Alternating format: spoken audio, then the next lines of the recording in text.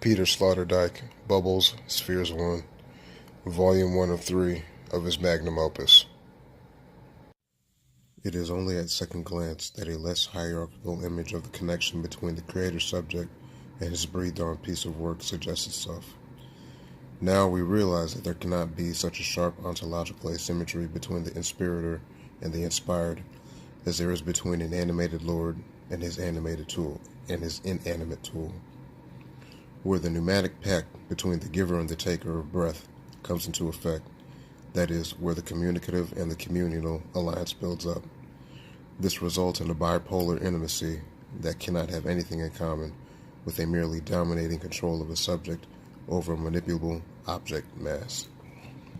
Even if the breather and the one breathed on face each other as first and second temporal forms, a reciprocal, synchronously interchanging relationship between the two breath poles comes into effect as soon as the infusion of the breath of life into the android form is complete.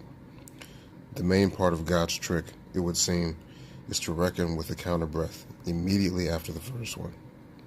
One could almost say that the originator does not pre-exist the pneumatic work, but creates himself synchronously with it as the intimate counterpart of one like himself. Indeed, perhaps the notion of an originator is simply a misleading, conventional figure to describe the phenomenon of the resonance that originally developed. Once set up, the canal of animation between Adam and his Lord, filled with endless double echo games, can only be understood as a two-way system.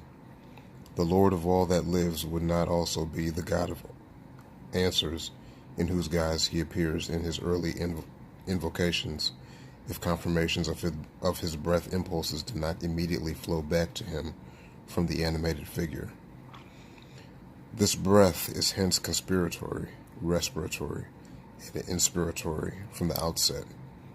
As soon as breath exists, there are two breathing. With the number 2 at the start, it would be misguided to force any statement about which pole began in the interior of this duel.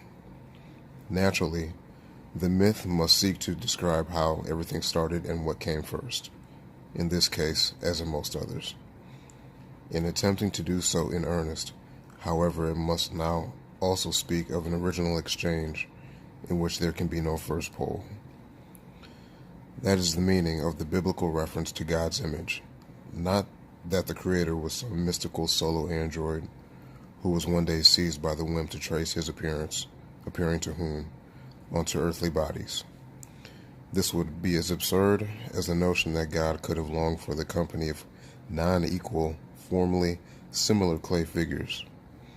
The creation of subjectivity and mutual animation does not refer to the hollow human puppet. The image of God is simply a rigidly visualizing term from the jargon of the artist's workshop for a relationship of pneumatic reciprocity.